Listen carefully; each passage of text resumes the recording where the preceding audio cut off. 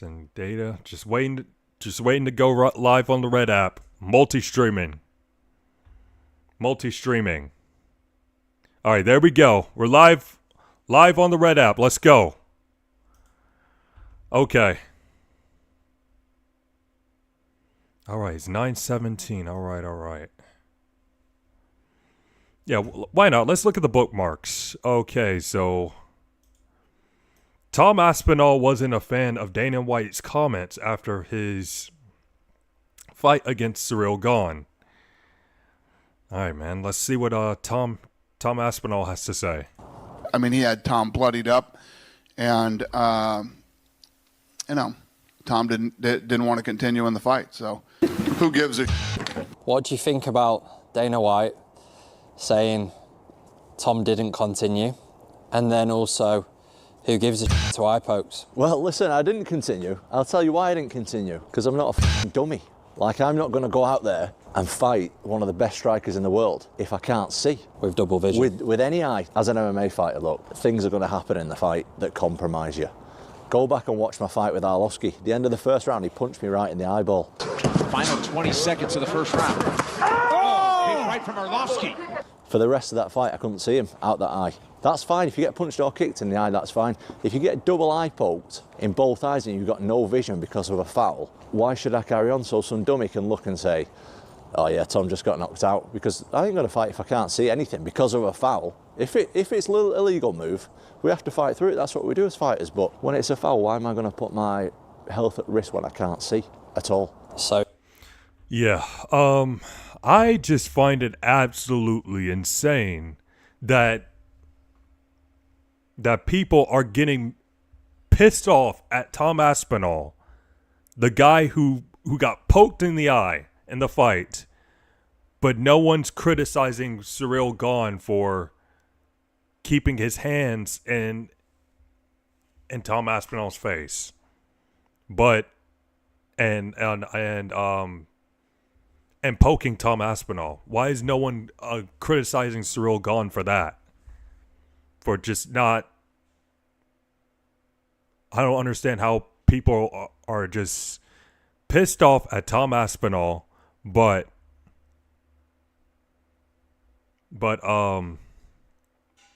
not criticizing Cyril Gahn for poking him in the eye. And it was wrong for Gahn to do that. Like, I don't get it.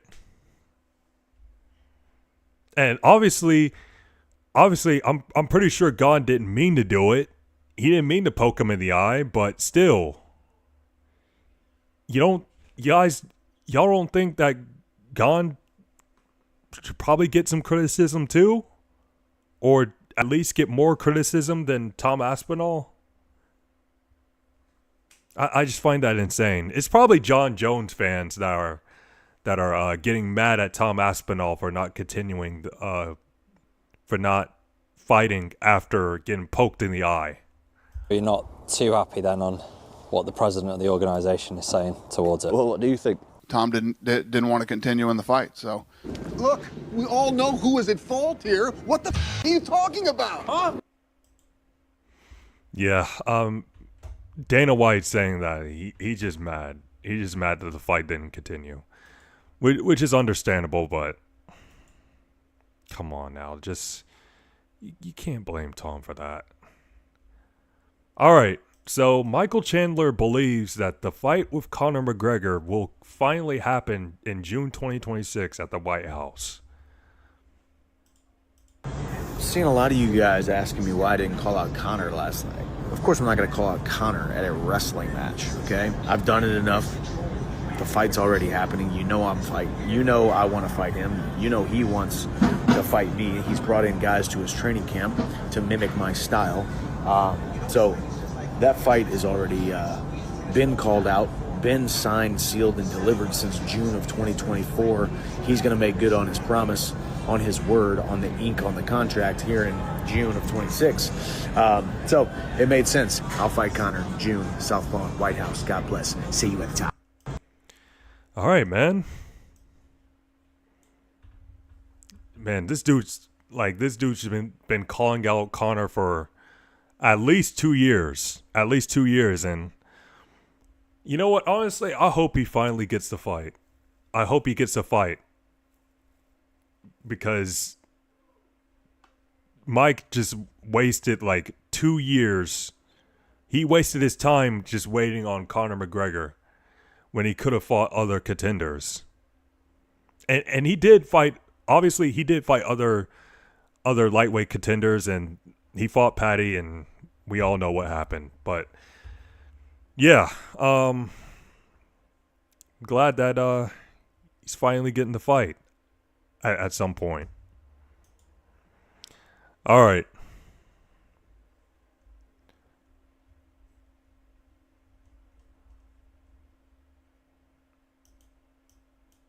All right, Lane Kiffin on Ole Miss. All right, so I made a TikTok about this, about the Lane Kiffin situation, just him leaving Ole Miss while he just led Ole Miss to just coached Ole Miss, and Ole Miss just made it to the playoffs. Well, they qualified. I'm pretty sure they're obviously in. Ole Miss is obviously in. Sorry for stuttering. But anyways, here's Lane Kiffin talking about going to LSU. I understand you just talking about Ole Miss. didn't attend the meeting today. Why not? Again, I totally respect Keith's decision. So that was his decision. Yeah, he asked me not to come to the meeting and said I couldn't come, but which I totally understand. I don't know that I necessarily agree with that. We're trying to find a way, to make this. I hope this isn't copyright. I am on YouTube. YouTube is, they're so strict about copyright. I don't know if I'm allowed to show this, so I would just stop watching this. Sorry. Okay. All right. So I bookmarked a couple of tweets about the LaNorris Sellers. They unfortunately lost to Clemson. Literally the last team I want to see my Gamecocks lose to. But here's LaNorris Sellers talking after the loss. All right. No, I won't say regress. I think, as years go. Dude, come on, man. Come on, man. Like, I'm all for being confident in yourself, but dude, it's obvious that you regressed. It's not completely your fault. It's not completely LaNorris' fault, but like the offensive coordinators, Mike Shula, he should get some blame for the bad play calls, and the offensive line hasn't been good enough this season. But LaNorris, obviously, he regressed too. Like, just overthrowing wide receivers, holding on to the ball too long, just not getting out the ball quick enough. Like, come on. He obviously regressed too. Defenses get paid too, so they're not gonna let me do what they did. Let me do what I did to them the previous year. So they had a game plan for it. It's gotta be better.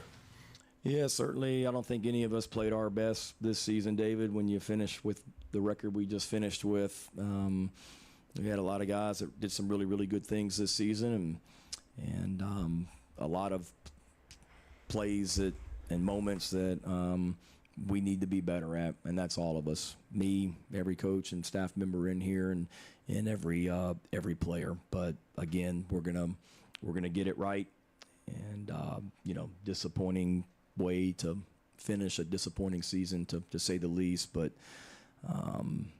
could not be more excited about what's next as we move forward with like I said, the freshmen, the signing class we're signing on Wednesday, the players that are returning, and.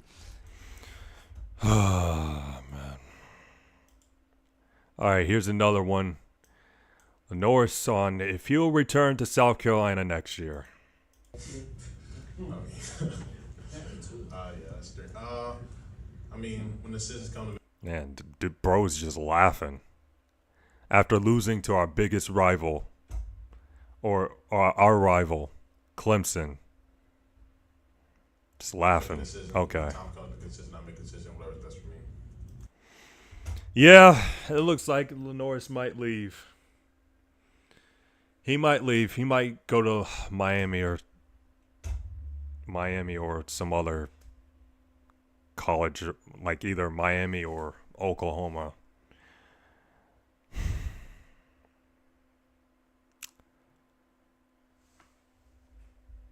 Yeah, he might leave. That's not much to say.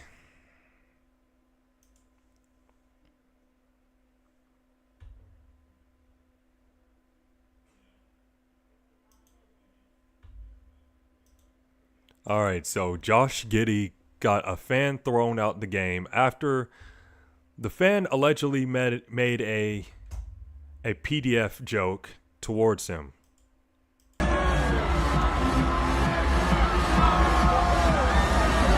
It was in Charlotte too. Okay.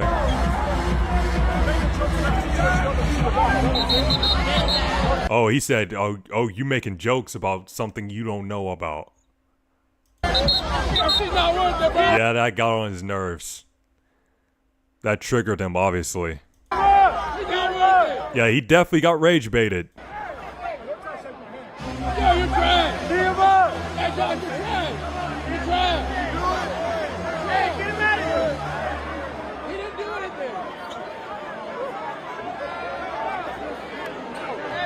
Man, Giddey got rage baited, man.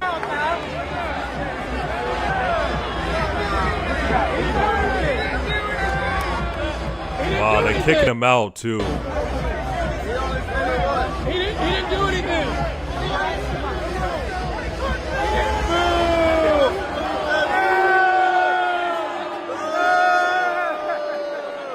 Hey, dude, if you're gonna rage bait some players, like why not just put it on, like record yourself like rage baiting players? Why not just use, like, create a TikTok account of you going to basketball games, just or any other sports events, just rage baiting players? Why not do that?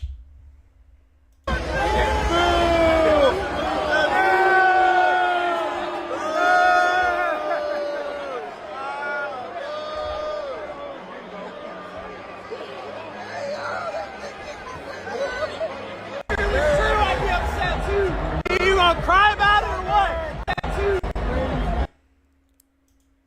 All right, let's see what the comments are saying.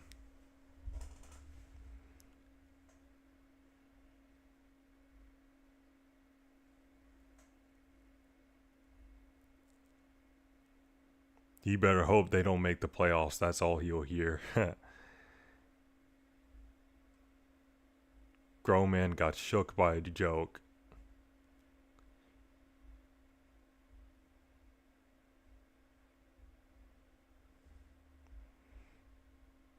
Yeah. He for sure got rage baited, man. For sure got rage baited. Alright, I bookmarked this tweet. I thought it'd be interested in it. Dude. Sorry for stuttering.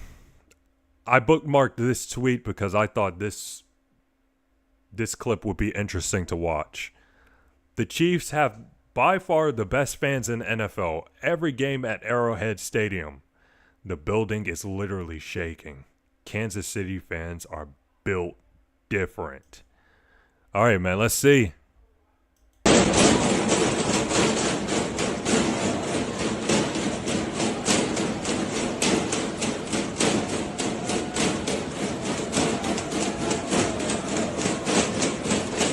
Man, that looks great. Hey, you know, I wouldn't mind visiting Kansas City and going to Arrowhead Stadium. It looks fun. It looks fun.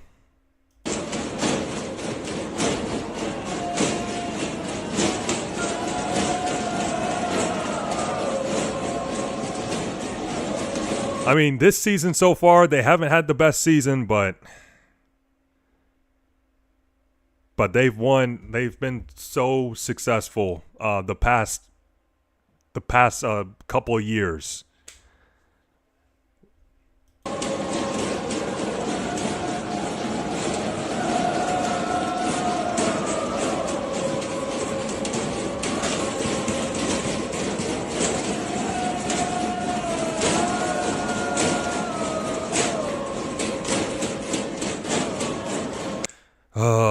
wish my Steelers had well, excuse me. I wish my Steelers had dude, I can't talk. I wish us Steelers fans would be happy like this, but we just have nothing to be happy about because my Steelers have been the same for like the past 10 years.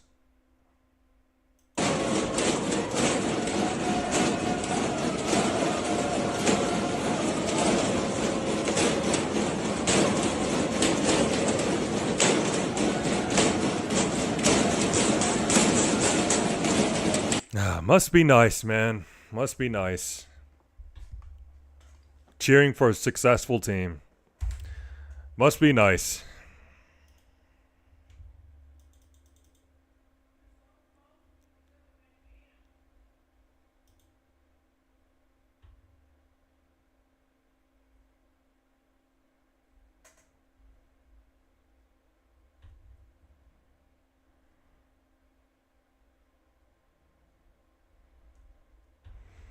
All right, man. I don't want to talk about the whole Steelers and Bills game because I would just,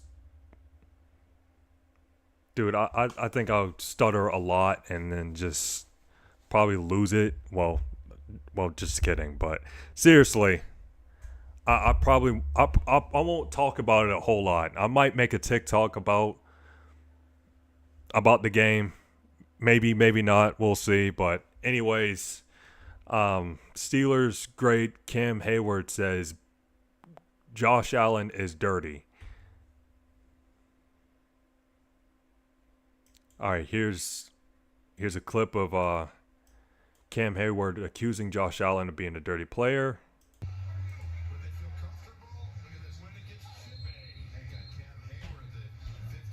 They get mad. Hayward getting mad at Josh Allen.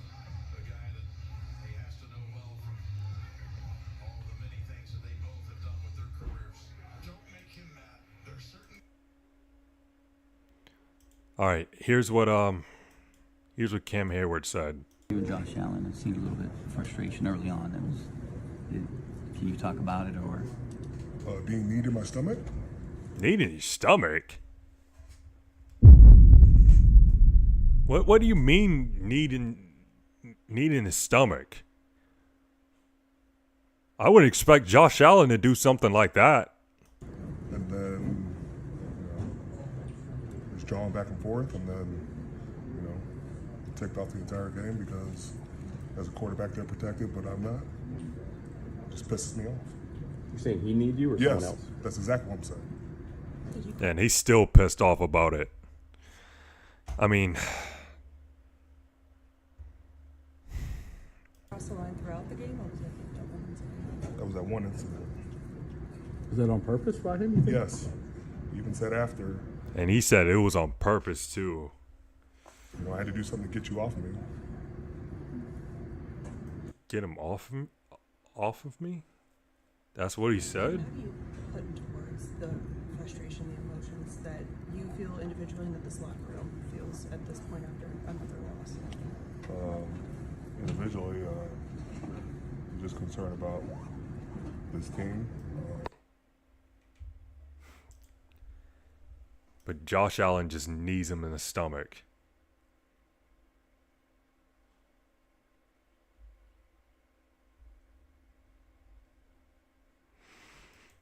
Man, I'm not gonna go hard on my. Pause. That wasn't the right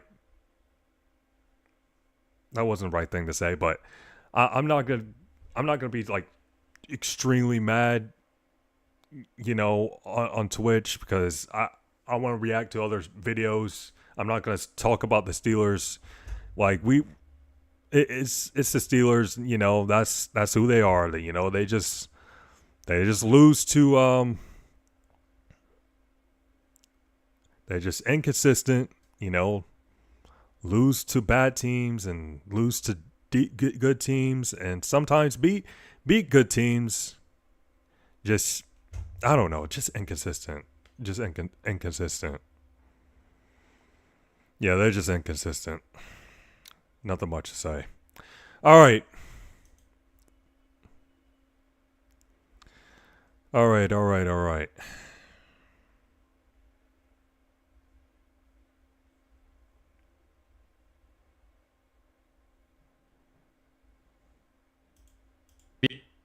Okay, developing story.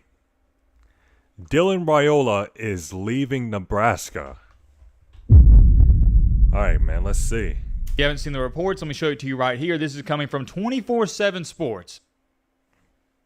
3 topics to talk about in this video. How about that? One of those being there are still, I can't believe this, right before the Iron Bowl, still rumors and reports flying around that Kalen DeBoer is going to leave Alabama. What are we talking about? Let's skip to Dylan Raiola. I'm going to give you my 2 cents on that. We also just had a head coach in the SEC agree to a new contract extension, and it did Eli Drinkwitz isn't going anywhere. to a new contract extension with Missouri, Pete Nako's reports. The new deal includes a raise of more than 10 about Drinkwitz in Missouri. I would love to talk about that some more, but we got to get a move on to the main topic, the main encore, the main reason you clicked onto this video. What in the world is going on with Ravioli and the Cornhuskers? Well, I'll tell you what's going on, partner. Short answer, he's leaving. At least that is according to this report. Long answer, let's get into it. I do need to give you some context. Ravioli was the very, and I mean very prestigious 5-star recruit coming out of high school. At one point in time, it looked like he was going to go to the Georgia Bulldogs, but he said, no, screw all that, I'm flipping. I'm going to the Nebraska Cornhuskers. Like they say in the Dodgeball movie, it's a bold strategy, Cotton. Let's see how it pays off for him. And guess what? It hasn't paid off for him, not even to the slightest. The only benefit of going to Nebraska over Georgia was this right here. You're going to be guaranteed the starting spot, but there's a reason you're going to be guaranteed the starting spot, because no 5-star recruit or even a good/great quarterback wants to play for Nebraska. You want to know why all the top quarterbacks want to play for Alabama, Georgia, and Ohio State? Because they're going to have a decent offensive line. You see it with Gunnar Stockton, and you see it with Ravioli. Stockton, how many times does he get sacked a game? Maybe 1.5, 2 times at max. How many times has Ravioli gotten sacked this year? Bare minimum 7 times a game, right? And when he's not getting sacked, he's getting his eyes beat in. It has been bad, and I feel bad for him because it's hard to even evaluate him because he has 0 time to pass the ball. And I hope some of you are understanding and realize why 5-star recruits and 4-star recruits want to play with other 4 and 5-star recruits, because it makes your job way easier. When you go to, we'll just talk about them again because he was committed there at one point in time, Georgia, you don't even have to be running for your life, be prime Johnny Manziel or Cam Newton. No, just do your role, do what Stockton's doing this year. That's another great example, and you're going to be a first-round draft pick and make millions of dollars. Don't got to run for your life, and you're guaranteed, bare minimum, 9 to 10 wins a season. However, on the flip side of it, when you don't want to go to Georgia and compete for a starting spot, yeah, you get to start right away at Nebraska. They're going to guarantee you $600,000, $700,000, $800,000 bare minimum, upwards to $2 million. But the downside of that is you got to play for Nebraska.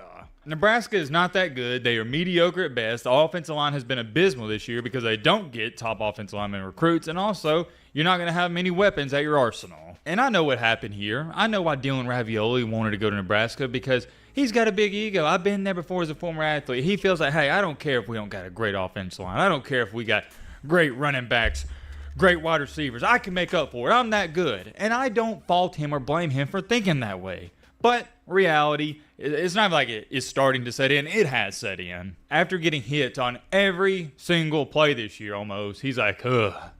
All right, I'm finding out the hard way why people go to Georgia, Alabama, Ohio State to play quarterback and not sorry and sucky Nebraska. If you haven't seen the reports, let me show it to you right here. This is coming from 24/7 Sports, an official report from an official account. They got the gold check mark, as you can see right here. Chris Hummer reported that Nebraska is preparing for a potential future without quarterback Dylan Raiola, as there is an expectation that he will eventually enter the transfer portal. Huh.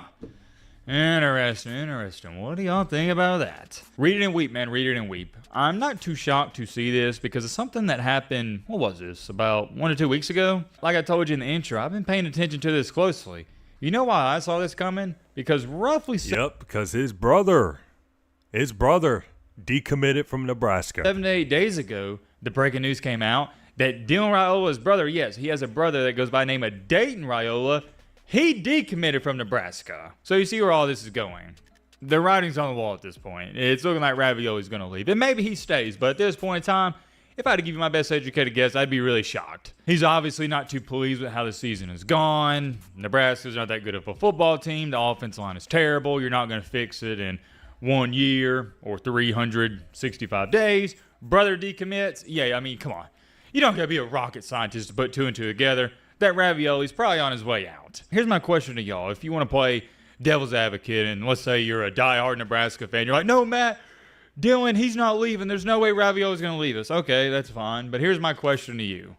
Why would he stay? Can you give me a logical reason? Can you give me a good reason? I can't think of one. Nebraska's not going to amount to a hill beans now. Can't think of one either.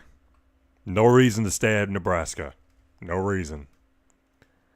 Next year, they're not competing for a playoff spot. The offensive line's going to be bad. Don't have weapons. The list goes on and on and on. There is not a reason, not even one, to stay. Matt Rule's not that good of a head coach. However, there's many reasons why you should leave. You can compete for a playoff spot if you go to, I don't know. You know who's losing their quarterback next year?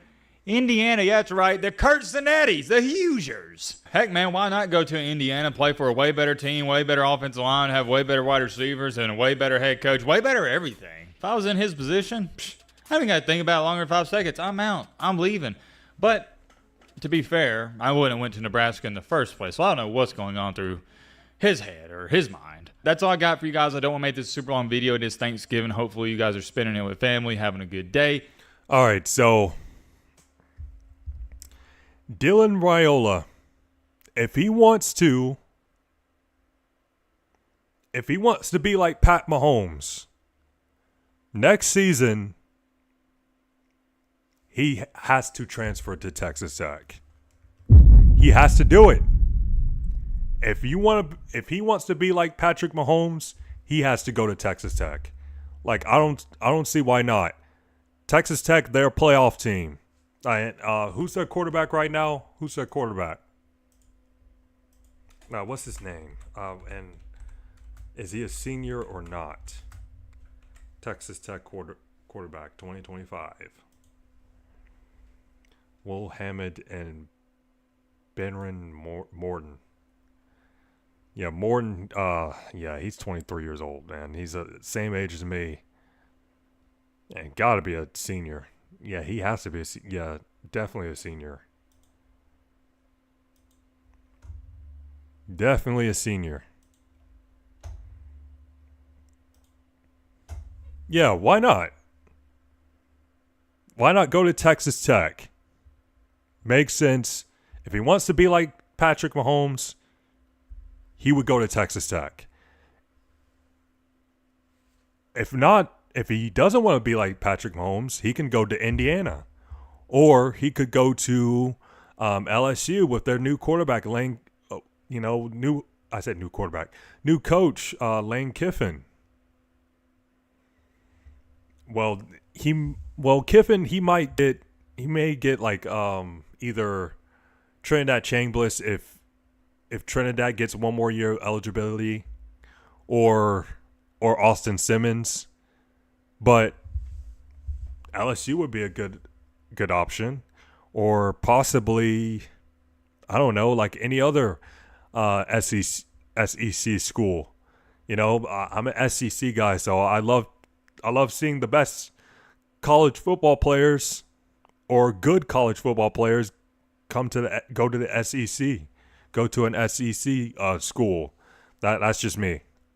But anyways, let's see what happens.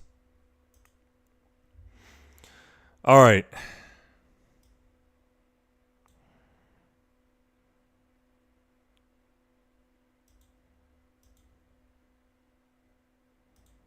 My request to do so. All right, Lane Kiffin makes his public statement. Let's go. Was denied. Ooh, interesting. By Keith Carter, despite the team also asking him to allow me to keep coaching them so they could better maintain their high level of performance. Woo, calling them out. How about that?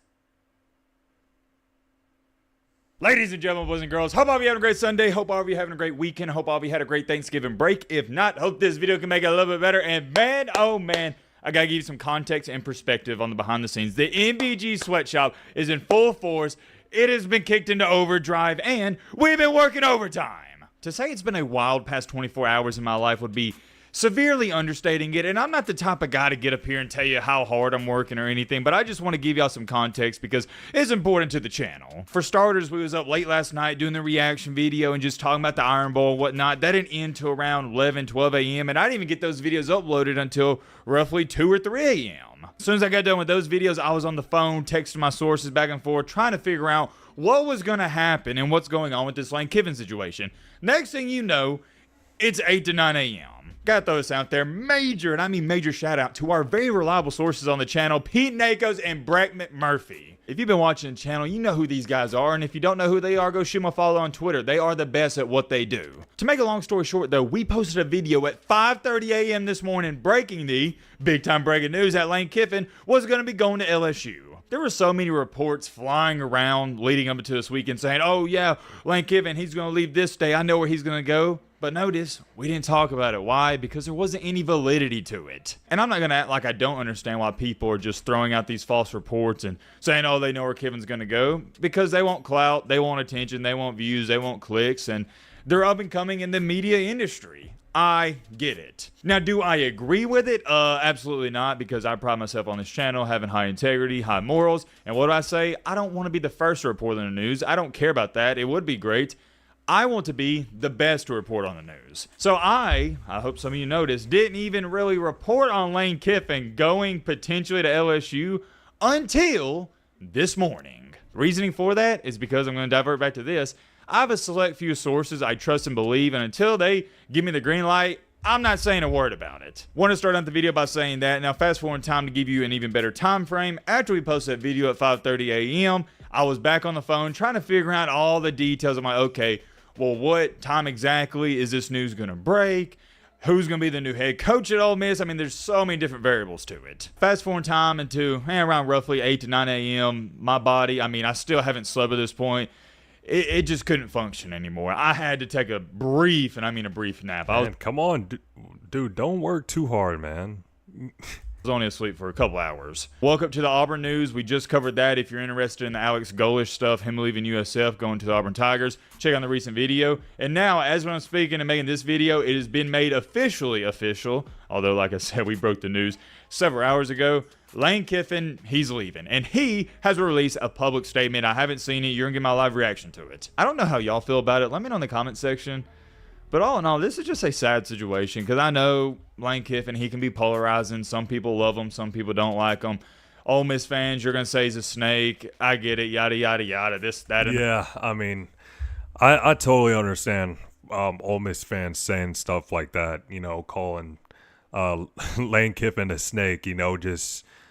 I understand. I understand where they're coming from. And I do feel bad for them. I do feel bad. For the fans and the Ole Miss players. Feel bad for them. So I understand where they're coming from. The third. But Lane Kiffin, let me throw this out there.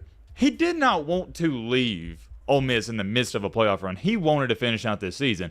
But Ole Miss, from at least what I've heard, they left him with the ultimatum of, no. You can't accept the LSU job and still finish it out here. It don't work like that. You don't get the best of both worlds. You either got to go to LSU or you can stay here and coach the team in the playoff run. I guess I do understand Ole Miss's perspective because that is their leverage. It's the only leverage they have. Because they obviously want to keep Lane Kiffin, and the only incentive for Kiffin staying is this playoff run, a chance and opportunity to win a national championship. Also, too, another reason why this drug on so long, we talked about this earlier, is because you saw everybody talking about, oh, well, yesterday around 3 p.m. or 4 p.m. we were supposed to hear some news. I didn't understand those reports coming out because everybody I talked to, this was not even a question mark or not even up for discussion.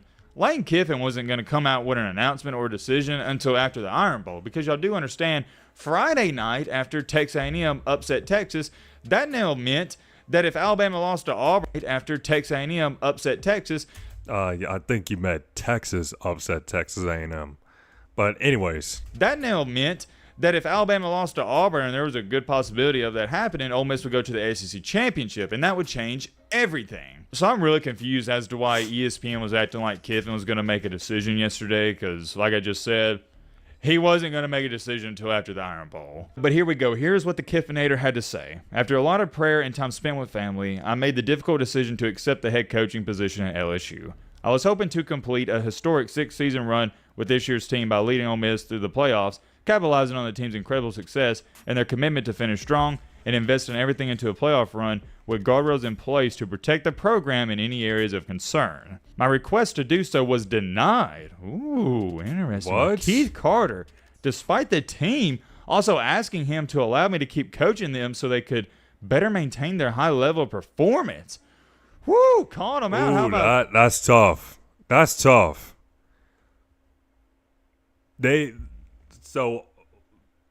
So Kiffin wasn't able to stay since he obviously, agreed to go to LSU, and they can't, and Carter didn't let him coach for the rest of the season.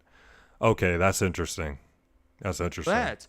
Unfortunately, that means Friday's Egg Bowl was my last game coaching the Rebels. Sad, man.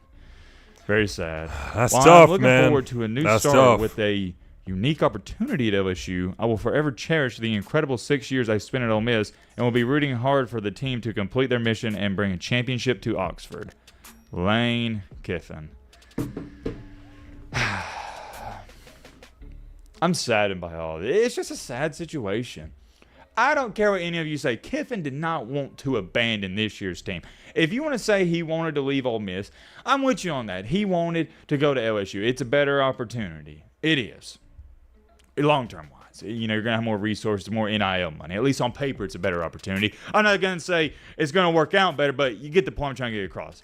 But Kiffin, there's just no way he wanted to leave this year's team. He wanted to finish it out. And I'd like to see him finish it out. But as he stated I would have right liked to see him finish it out too, man. Like, I know he's going to Ole Miss. I mean, not Ole Miss. He's going to LSU, and it's technically their rivals, but still, you could have just let Kiffin just finish the rest of the season, especially going into the playoffs. I'm glad he clarified. Yeah, the AD told him, nope, you don't get to keep coaching this team if you take this job, and we got to know today. We need a decision. I'm not going to say he was put in the worst position in the world because, this is a great spot to be in life, choosing between Ole Miss, LSU, getting tens of millions of dollars a year. We're not even talking about we're talking about tens of millions of dollars per year. There's much worse problems you can have in life. But I'm not going to sit up here and act like this isn't a difficult decision. And I ask all of you, please, it's what I strive to do when I talk about situations like this. I try to put myself in that person's shoes.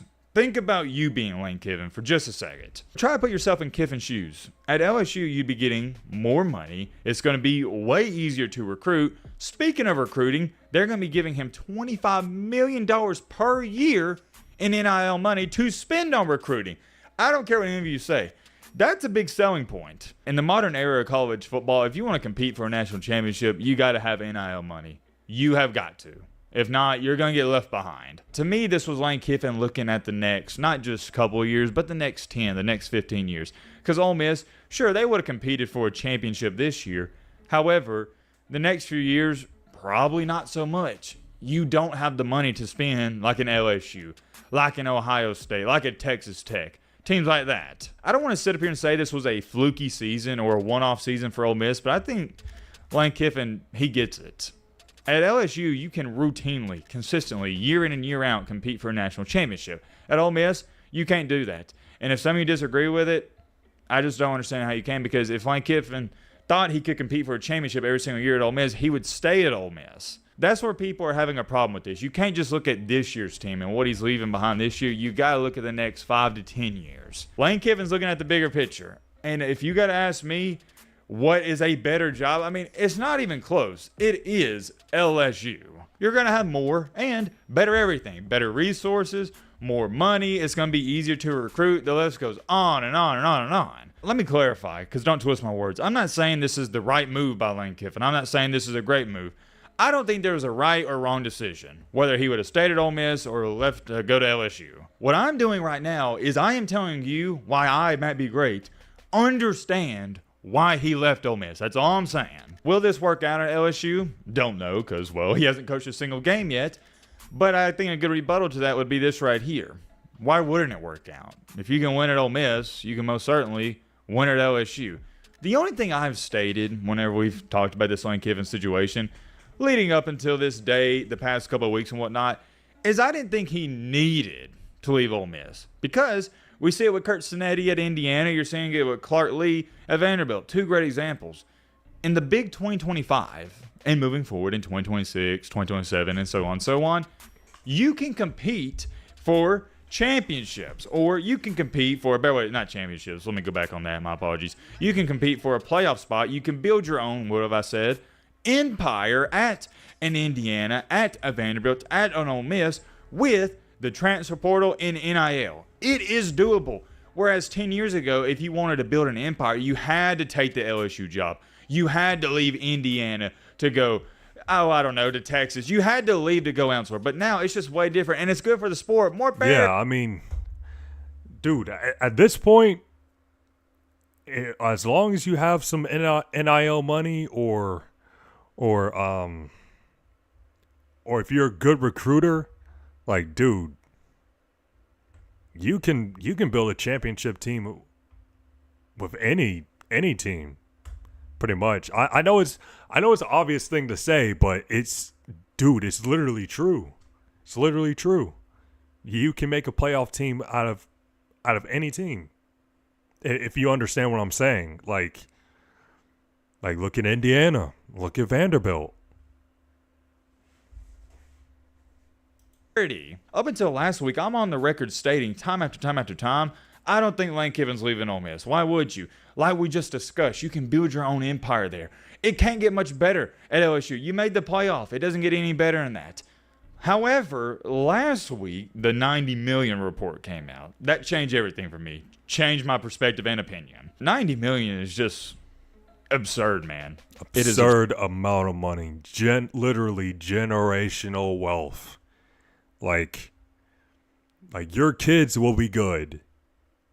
Like financially. Your kids, they will be good financially. Absurd to say the least. To go on top of that, another game changer is this right here. The $25 million per year. Guys, that's not the next 3 to 4 years combined. No, per year in NIL. That's the big part of all of this. Lane Kiffin's not really concerned about making, I'd say, an extra $1 million, $2 million per year, although that's great and whatnot. I'm sure that played into it, not even just a little bit, but I don't even say a lot of bit, a mediocre amount, if that makes sense. But the big difference in all this is the $25 million for his roster. He's trying to win multiple championships. I'm not going to say he couldn't do that at Ole Miss, but here's what I am going to say, and I think we can all agree on this.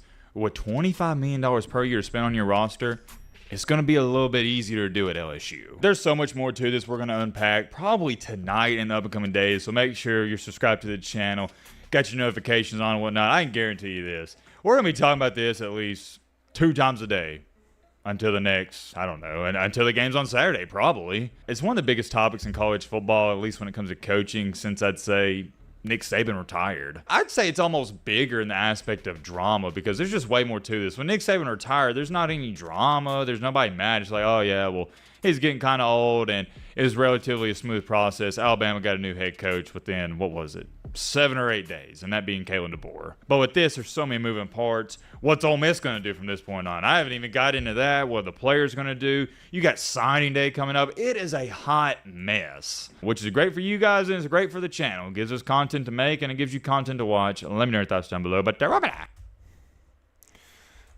tough for Ole Miss, man. No, like I said, that's tough for Ole Miss. Gotta feel sorry for them. But rather, all right, one more video. Auburn has found their new head coach. or less. I don't even think this is a... Girls, hope all of you had a great Sunday. Hope all of you had a great weekend. Hope all of you had a great Thanksgiving. If not, hope this video can make it a little bit better. And man, oh man, I don't have time to waste. You don't have time to waste.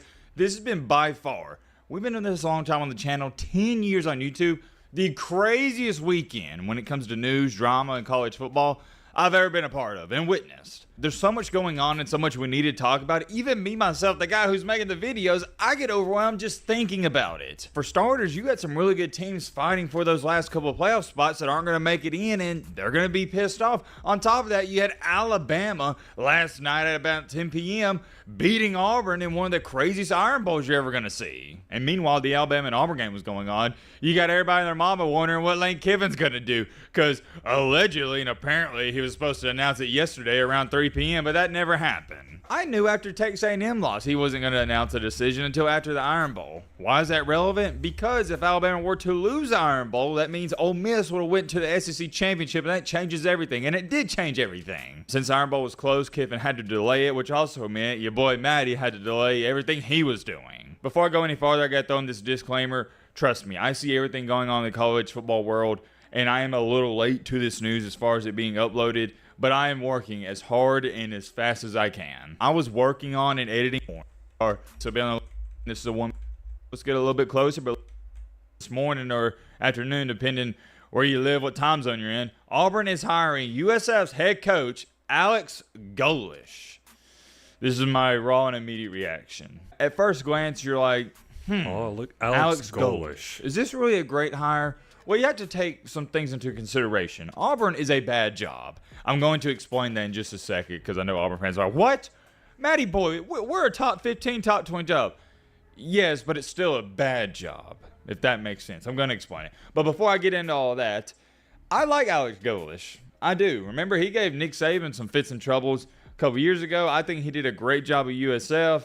I think he's an offensive mastermind, which blends well with the Auburn football program. I wouldn't say he's a veteran in this industry or whatnot, but he's also not some amateur. He's proven himself already. And the first thing I'm thinking of right now is his quarterback at USF. I don't know if he has any eligibility left, but I've been calling him, ironically enough, the Dollar General version of Cam Newton. And what do you know? Byron Brown. This head coach, Alex Golesh, is now going to Auburn.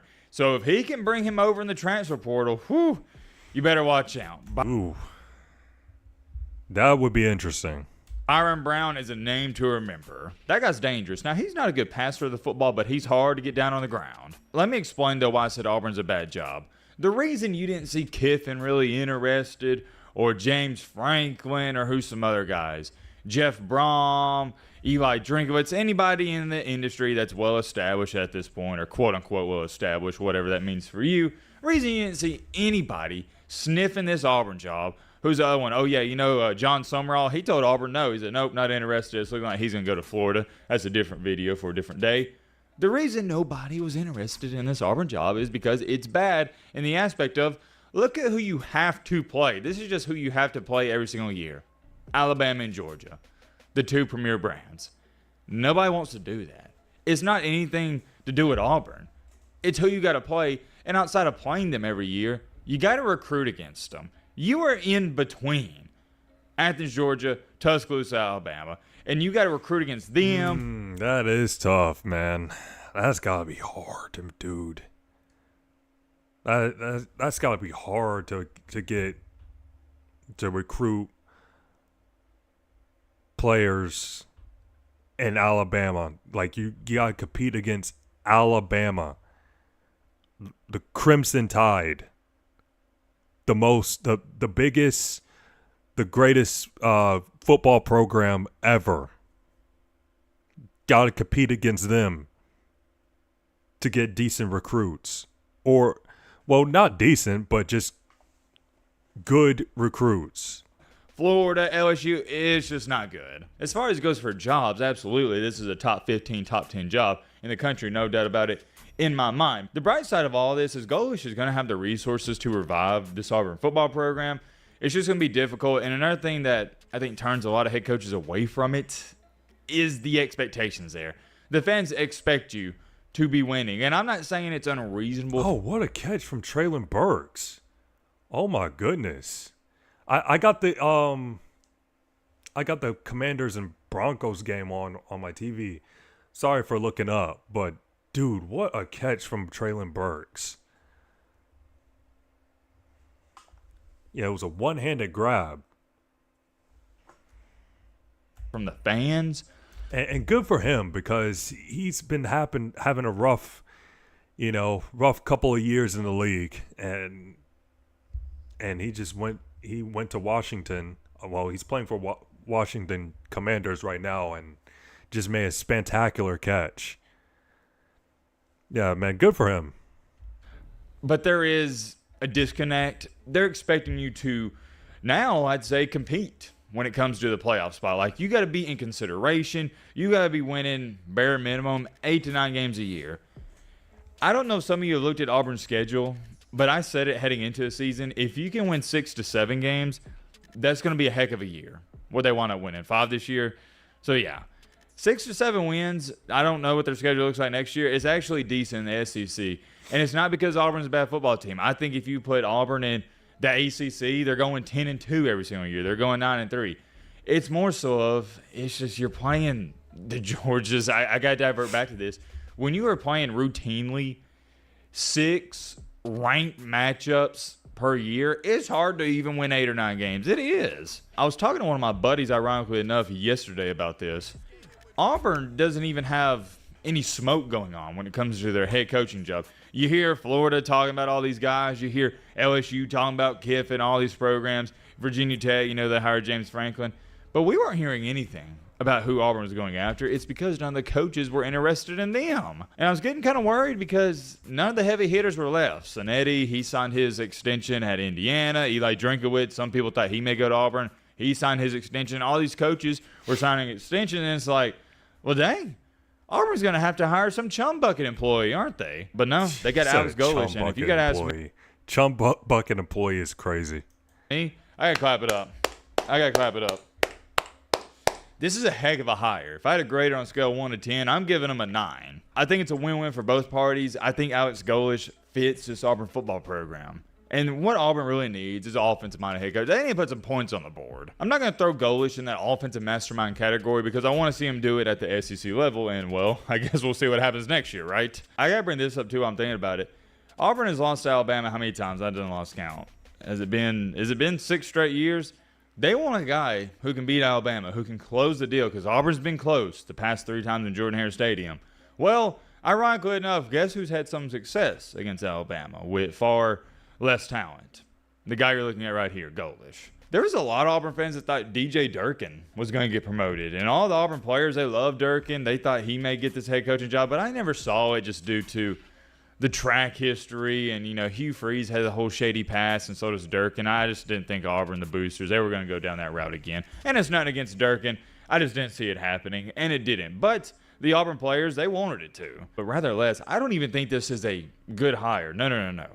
I think this is a really, and I mean really good hire. I like the attitude he brings to the table. He's got some swagger to him, some moxiness that feels like the SEC. And, more importantly, feels like Auburn football when they were good. It's been a while since Auburn was even relevant in college football, and I think I speak for everybody when I say this. College football is better when Auburn's competing, and they're good. Many more things I could say when it off here. Let me know your thoughts down below. But they're Yep, and it makes the Iron Bowl even better when Auburn's decent.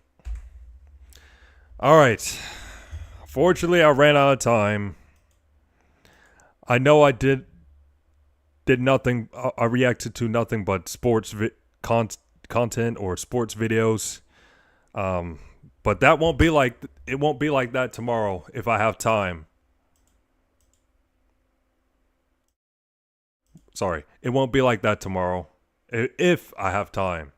But anyways, thank you to everybody who tapped in and watched the stream for at least a couple of seconds.